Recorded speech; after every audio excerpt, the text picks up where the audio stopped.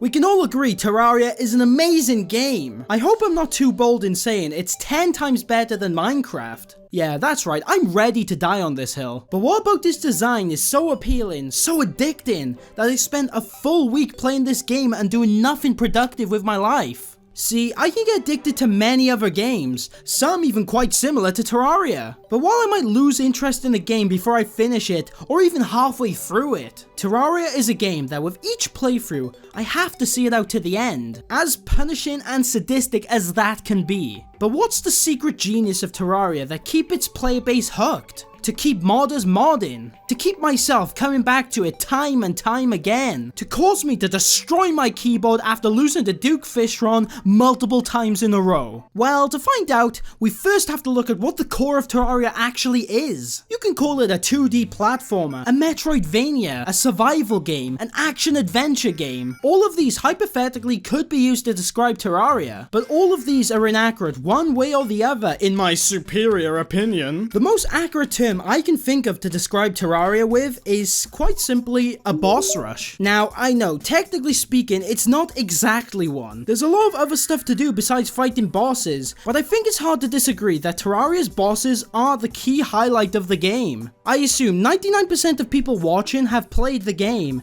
and if not, go play it! After the video, that is. But quickly think about what some of the greatest, fondest memories you have with the game are. Now, I can tell you right now, it's not going to be killing a blue slime on spawn or finding a gold chest. Most of the time, it's going to be fighting and or defeating one of the game's many boss battles. Probably after struggling to beat it for so long, dying hundreds of times, only to get that lucky break where you finally beat it. And your reaction is something along the lines of, holy shit, I'm gonna come.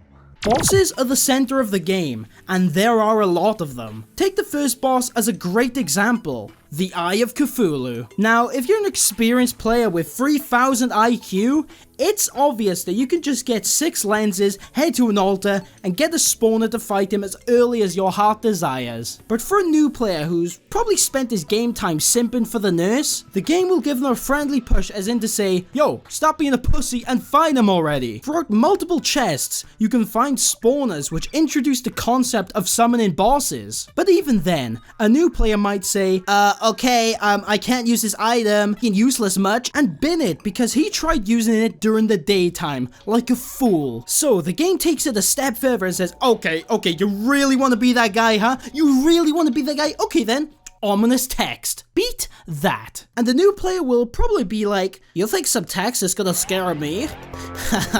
wait, what's that music? Oh god! It's hard to deny that bosses are integral to the game's design, when the game will literally force you to fight them if you've met the conditions. It's unlikely this happens really, as the game may as well come packaged with the wiki, but only a fool wouldn't agree that bosses are the selling point of Terraria. There's a very good reason for this, as they help with the driving force of the entire game, that is, progression. Progression in the sense of you always want to keep on moving forward, gaining new skills, equipment, items, etc. And to progress, for the most part, you have to do bosses. Otherwise, you'll just be stuck in a stagnant, pointless loop. It would be like playing Minecraft and stopping once you have iron armor. Why not go for gold?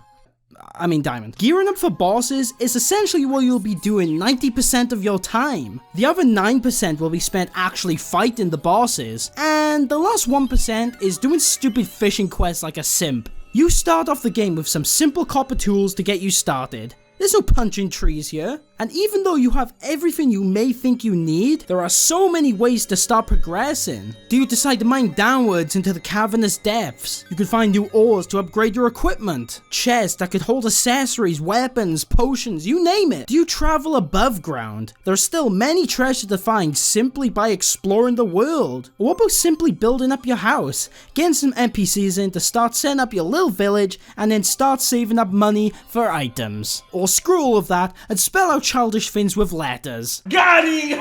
By the end of your first few nights, you should have full gold armor, a decent weapon, plenty of shurikens, arrows, and potions. All of this just by playing the game. You are most likely ready for the first boss. Bosses are also great because of how versatile they are. Sure, you could prepare cautiously with a boss arena, the standard wooden platform with some campfires, you know, the basic stuff. But that's just one of many strategies. You could just run along the ground and fight him in the open, natural, in nature. Or you can build a very long minecart and ride along as you shoot at the boss. It may take a few tries no matter the method, but once you've beaten him, fine. Celebrate for now. Enjoy that shield, buddy. But you think you could stop now? No. Time to start preparing for the next boss. It's not even like you have much of a choice in the matter, because each boss offers incredible incentives that, if you were not to defeat them, would mean you lose out on so much content the game has to offer. Stuff as simple as needing to defeat the Eater of Worlds or the Brain of Cthulhu to unlock new armor. Sure, you could hypothetically just do the Eater of Worlds and miss Eye of Cthulhu, but you miss out on so much useful gear and money to upgrade your items, making your next fight that much easier. I mean, there's also extreme examples, like defeating the Wall of Flesh to, I don't know, unlock half of the game's content in hard mode. Each boss adds on to the other, making it so most bosses are near impossible without doing the previous boss to gain the right gear from them. It's a smart way to force the player to experience all the game has to offer by fighting every boss possible. Of course, some like King Slime and Queen Bee can honestly be skipped if you want, but most players will want to complete every single boss, as that's what the game is entirely based around. Imagine if you bought GTA and only used a pistol. What is the point in all of these guns then? By having each boss flow into the other, Terraria feels very thought out and well planned. All of these design choices are intentional, which also explains why the bosses progress in difficulty. Up in the challenge the further you progress, arguably. It's not unusual for a game to be linear. I mean, video games practically started off with you walking from point A to point B and bam, that's the entire game. Well, ripoff, I want my money back! And with games growing with technology and the possibility of large open worlds where you can go basically anywhere becoming the norm, it can be easy to write off these types of games. But where Terraria may be linear, and it definitely is, I don't think that's a bad thing at all, because it keeps the game incredibly focused and concise, allowing you to focus solely on your key objectives, which would be the bosses. If Terraria worked like Minecraft, it would be pretty hard to focus on bosses, with how exploration and creation are the key points of the game. You'd keep on getting sidetracked instead preparing for the next boss you had to fight. Whereas in Terraria, I'm pretty sure 90% of the players spend 5 minutes making a simple wooden house before beginning the boss preparation. If I had to compare Terraria to any game, it wouldn't be Minecraft, but actually Mega Man. Of course, the most obvious similarity is the clear focus on boss battles. Each boss is an addition to the next, with many bosses' weapons being a clear weakness to the other boss. Preparation is also in both of these games. Now, of course, Terraria is on a far grander scale, but with Mega Man, the level you have to run through before the boss is preparation in itself. Collecting health, weapon energy, lives, all the essentials up until the end of the level where you'll face the boss at hand. It's a much smaller scale, but with the same principles on show. The only problem with these types of games is once you've done everything there is to do, that's basically it. You beat the bosses and Mega Man wins. You beat the Moonlord and you're basically done. In a game like Minecraft, you can fill yourself with endless projects and keep the game going forever if you truly wanted.